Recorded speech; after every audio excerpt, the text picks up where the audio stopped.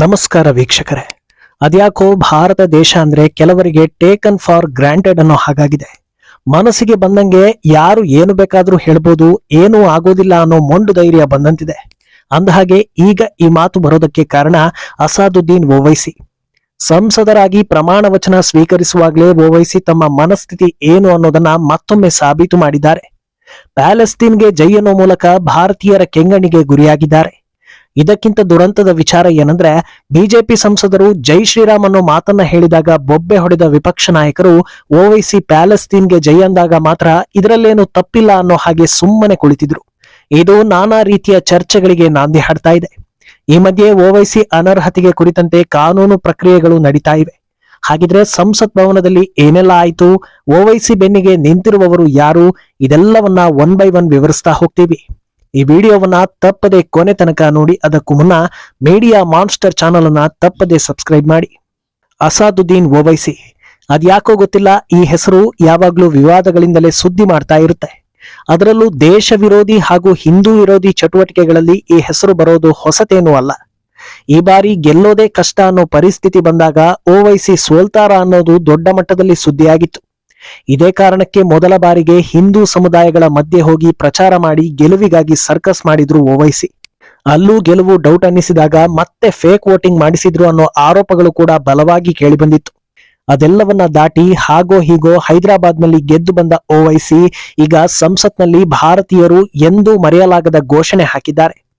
ಭಾರತಕ್ಕೆ ಆಪ್ತ ಮಿತ್ರನಂತೆ ಜೊತೆಗಿರೋ ಇಸ್ರೇಲ್ ವಿರುದ್ಧ ಉಗ್ರ ಚಟುವಟಿಕೆ ನಡೆಸೋ ಪ್ಯಾಲೆಸ್ತೀನ್ಗೆ ಜೈಕಾರ ಹಾಕಿದ್ದಾರೆ. ಅಲ್ಲೆಲ್ಲೋ ಇರೋ ಇಸ್ರೇಲ್ಗೆ ಯಾಕೆ ಬೆಂಬಲ ಕೊಡ್ತೀರಾ ಅಂತ ದೇಶದ ಕೆಲ ಗಣ್ಯ ವ್ಯಕ್ತಿಗಳು ಕೇಳ್ತಾರೆ. ಆದ್ರೆ ಅದಕ್ಕೆ ಬಲವಾದ ಕಾರಣ ಇದೆ ಅನ್ನೋದು ಗಣ್ಯ ವ್ಯಕ್ತಿಗಳಿಗೆ ಗೊತ್ತಿಲ್ಲ. ನೆಹರು ಕಾಲದಿಂದಲೂ ಭಾರತಕ್ಕೆ ಕಷ್ಟ ಬಂದಾಗ, ಅಂದ್ರೆ ವೈರಿಗಳು ಗಡಿಯಲ್ಲಿ ನುಗ್ಗಿ ಬರೋದಕ್ಕೆ ಮುಂದಾದಾಗ ತಕ್ಷಣವೇ ಸಹಾಯಕ್ಕೆ ಬಂದು ದೇಶದ ಒಳಗಿರೋ ಜನರ ರಕ್ಷಣೆಗೆ ಕಾರಣ ಆಗಿದ್ದು ಇದೇ ಇಸ್ರೇಲ್. ಈ ಇಸ್ರೇಲ್ ಭಾರತ ಬಾಂಧವ್ಯ ನೆಹರು ಕಾಲದಿಂದ ಮೋದಿ ಕಾಲದವರೆಗೂ ಚೆನ್ನಾಗೇ ಇದೆ. ಇವತ್ತು ಇಲ್ಲಿ ಅನ್ನ ತಿಂದು ಬೇರೆ ದೇಶಗಳಿಗೆ ಜೈಕಾರ ಹಾಕಿ ಜಾಗ ಕೊಟ್ಟ ನೆಲಕ್ಕೆ ದ್ರೋಹ ಬಗೆಯೋ ಮಹಾನ್ ವ್ಯಕ್ತಿಗಳು ಜೀವಂತವಾಗಿದ್ದಾರೆ ಅಂದ್ರೆ ಅದು ಸಂಕಷ್ಟ ಬಂದಾಗ ಇಸ್ರೇಲ್ ನಮಗೆ ನೀಡಿದ ಸಹಕಾರ ಅಂದ್ರೆ ತಪ್ಪಲ್ಲ. ಅಂತ ದೇಶಕ್ಕೆ ಜೈ ಅನ್ನೋದ್ರಲ್ಲಿ ತಪ್ಪಿಲ್ಲ ಅನ್ನೋದು ವಿದ್ಯಾವಂತರ ಹಾಗೂ ಭಾರತೀಯರ ಸಹಮತ. ಆದ್ರೆ ಒಂದು ಪುಟ್ಟ ದೇಶ, ಪುಟ್ಟ ಸಮುದಾಯ ಅಂತಲೂ ನೋಡದೆ ಸುತ್ತ ನಿಂತು ಅಟ್ಯಾಕ್ ಮಾಡುವವರನ್ನು ದಿಟ್ಟತನದಿಂದ ಎದುರಿಸ್ತಾ ಇರೋ ಇಸ್ರೇಲ್ ಮೇಲೆ ಯಾವ ಅನುಕಂಪವೂ ಇಲ್ಲದವರು, ಹಮಾಸ್ ಉಗ್ರರನ್ನ ಪೋಷಿಸ್ತಾ ಇರುವ ಇಸ್ರೇಲ್ ವಿರುದ್ಧ ಕಾಲು ಕೆರೆದು ಯುದ್ಧಕ್ಕೆ ಬಂದ ಪ್ಯಾಲೆಸ್ತೀನ್ಗೆ ಜೈಕಾರ ಹಾಕ್ತಾರೆ ಅಂದ್ರೆ ಇಂಥವರಿಗೆ ಏನ್ ಹೇಳಬೇಕು ಗೊತ್ತಾಗ್ತಾ ಇಲ್ಲ. ಇನ್ನು ಓವೈಸಿಯ ಘೋಷಣೆ ಸಹಜವಾಗಿಯೇ ವಿಪಕ್ಷಗಳಿಗೆ ಸಂತಸ ತಂದಿದೆ ಅನ್ನೋದು ವಾಸ್ತವ. ಆದ್ರೆ ದೇಶದ ಅನ್ನ ತಿಂತಾ ಇರುವ ನಿಯತ್ತಿರೋ ಕೆಲವರಿಗೆ ಬೇಸರ ತರಿಸಿರೋದ್ರಿಂದ ಕಾನೂನು ಸಮರಕ್ಕೆ ಮುಂದಾಗ್ತಾ ಇದ್ದಾರೆ.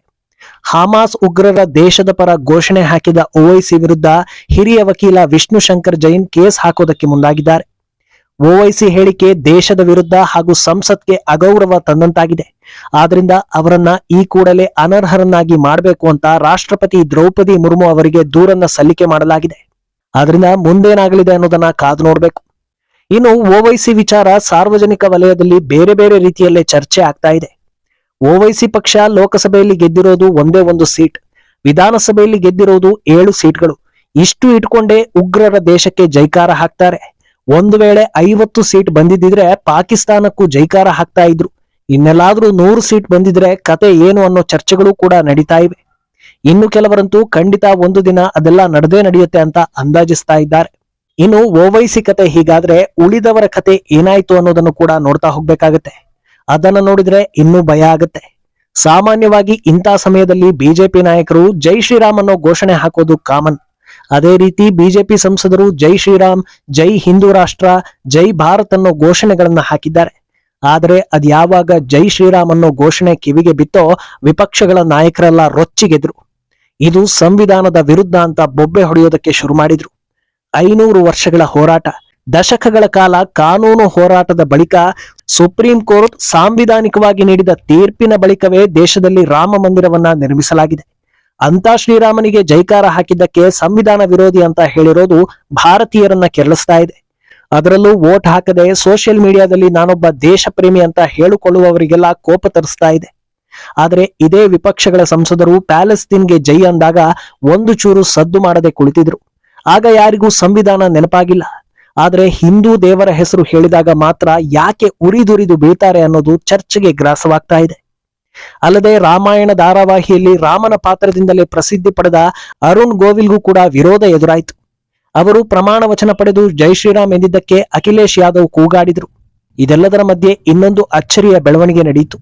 ತಮಿಳುನಾಡಲ್ಲಿ ಈ ಬಾರಿ ಎಲ್ಲಾ ಲೋಕಸಭಾ ಸೀಟ್ಗಳು ಡಿಎಂಕೆ ಮೈತ್ರಿ ಪಾಲಾಗಿವೆ. ಡಿಎಂಕೆ ಸಂಸದರು ಪ್ರಮಾಣ ವಚನ ಸ್ವೀಕರಿಸಿದ ಬೆನ್ನಲ್ಲೇ ಸಿಎಂ ಸ್ಟಾಲಿನ್ ಪುತ್ರ ಉದಯನಿಧಿ ಸ್ಟಾಲಿನ್ಗೆ ಜೈಕಾರ ಹಾಕಿದ್ರು. ಇದು ಸಂಸತ್ನಲ್ಲಿ ಎಲ್ಲರಿಗೂ ಗೊಂದಲ ಮೂಡಿಸುವುದರ ಜೊತೆಗೆ ಹೊಸ ಸಂದೇಶವೊಂದನ್ನ ಸಾರ್ತಾ ಇದೆ. ಅದೇನೆಂದ್ರೆ ಈ ಬಾರಿ ತಮಿಳುನಾಡಿನ ವಿಧಾನಸಭಾ ಚುನಾವಣೆಯಲ್ಲಿ ಸಿಎಂ ಫೇಸ್ ಉದಯನಿಧಿ ಅನ್ನೋದು. ಅದೇ ಕಾರಣಕ್ಕಾಗಿ ಅವರ ಹೆಸರನ್ನ ಎಲ್ಲರೂ ಒಕ್ಕೊರಲಿನಿಂದ ಹೇಳಿದ್ದಾರೆ. ಸನಾತನ ಧರ್ಮವನ್ನ ನಾಶ ಮಾಡ್ತೀನಿ ಅಂದಾಗ ಸೋಷಿಯಲ್ ಮೀಡಿಯಾ ಶೂರರೆಲ್ಲ ಕೂಗಾಡಿದ್ರು.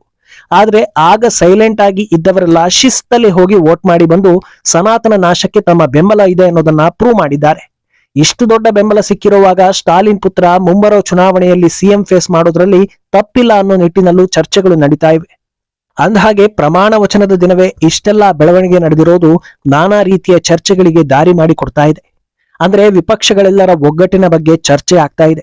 ಭಾರತ್ ಮಾತಾ ಕಿ ಜೈ ಅನ್ನೋ ಸಂಸದರ ಸಂಖ್ಯೆ ದೊಡ್ಡದೇ ಇರಬಹುದು, ಆದ್ರೆ ದೇಶ ವಿರೋಧಿ ಘೋಷಣೆ ಬಂದಾಗ ವಿಪಕ್ಷಗಳೆಲ್ಲವೂ ಗಟ್ಟಿಯಾಗಿ ಬೆಂಬಲ ಕೊಡುತ್ತವೆ ಅನ್ನೋದು ಸಾಬೀತಾಗಿದೆ.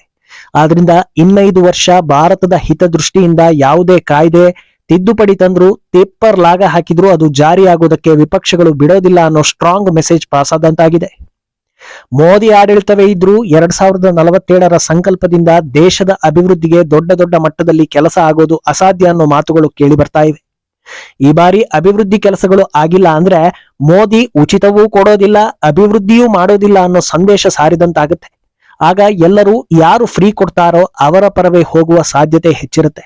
ಆದ್ರಿಂದ ಮುಂಬರೋ ಚುನಾವಣೆಯಲ್ಲಿ ಬಿಜೆಪಿ ಗೆಲ್ಲೋದು ಕಷ್ಟ ಅನ್ನೋ ಮಾತುಗಳು ಕೂಡ ಕೇಳಿ ಬರ್ತಾ ಇದೆ.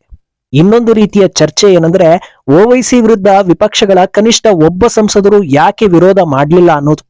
ಅದಕ್ಕೆ ಏನು ಕಾರಣ ಅನ್ನೋದು ಎಲ್ಲರ ಕಣ್ಮುಂದೆಯೇ ಇದೆ. ಈ ಬಾರಿ ವಿಪಕ್ಷಗಳಿಗೆ 231 ಸೀಟ್ ಬರೋದಕ್ಕೆ ಕಾರಣವೇ ಒಂದು ಸಮುದಾಯದ ಸಂಪೂರ್ಣ ಬೆಂಬಲ ಹಾಗೆ ಉಚಿತಗಳು. ಇದನ್ನ ಬಿಟ್ಟು ಬೇರೆ ಏನು ಹೇಳಿಕೆ ನೀಡಿದ್ರು, ಯಾವ ಹಿಂದೂ ದೇವರನ್ನ ತೆಗಳಿದ್ರು, ಮಣಿಶಂಕರ್ ಅಯ್ಯರ್ ರೀತಿ ಭಾರತವನ್ನ ತೆಗಳಿ ಪಾಕಿಸ್ತಾನವನ್ನ ಹೊಗಳಿದ್ರು ಯಾವ ಸಮಸ್ಯೆಯೂ ಆಗೋದಿಲ್ಲ. ಆದ್ರಿಂದ ಇದನ್ನ ವಿರೋಧ ಮಾಡೋದು ಯಾಕೆ ಅಂತ ಎಲ್ಲರೂ ಬೆಂಬಲ ಸೂಚಿಸಿದ್ದಾರೆ. ಸೋಷಿಯಲ್ ಮೀಡಿಯಾ ತೆಗೆದ್ರೆ ದೇಶ ಪ್ರೇಮಿಗಳು ಸಿಕ್ಕಾಪಟ್ಟೆ ಜನ ಸಿಗ್ತಾರೆ, ಆದ್ರೆ ಅವ್ರು ಯಾರು ವೋಟ್ ಮಾಡೋದಿಲ್ಲ. ಹೀಗಿರುವಾಗ ಅನಾವಶ್ಯಕವಾಗಿ ದೇಶ ವಿರೋಧಿಗಳ ವಿರುದ್ಧ ದನಿ ಏರಿಸಿ ಅಧಿಕಾರ ಕಳ್ಕೊಳ್ಳೋದು ಯಾಕೆ ಅಂತ ಚಿಂತಿಸಿದ್ದಾರೆ. ಆದ್ರಿಂದ ಈ ರೀತಿ ಮೌನ ಅನ್ನೋ ಮಾತುಗಳು ಕೂಡ ಕೇಳಿ ಬರ್ತಾ ಇದೆ. ಒಟ್ನಲ್ಲಿ ನಮ್ಮನ್ನ ಕಾಯೋ ಹೆಮ್ಮೆಯ ಸೈನಿಕರ ರಕ್ತ ಚೆಲ್ಲಿರೋ ಪಾಕಿಸ್ತಾನಕ್ಕೆ ಜೈ ಎಂದಿರುವಾಗ ಪ್ಯಾಲೆಸ್ತೀನ್ಗೆ ಜೈ ಅಂದ್ರೆ ಏನೂ ವಿಶೇಷ ಇಲ್ಲ ಅನ್ನೋದು ವಾಸ್ತವ. ಮುಂದಿನ ದಿನಗಳಲ್ಲಿ ಏನಾಗಲಿದೆ ಅನ್ನೋದನ್ನ ಕಾದು ನೋಡ್ಬೇಕು. ಈ ಬಗ್ಗೆ ನಿಮ್ಮ ಅಭಿಪ್ರಾಯವನ್ನ ತಪ್ಪದೆ ಕಾಮೆಂಟ್ ಮೂಲಕ ತಿಳಿಸಿ.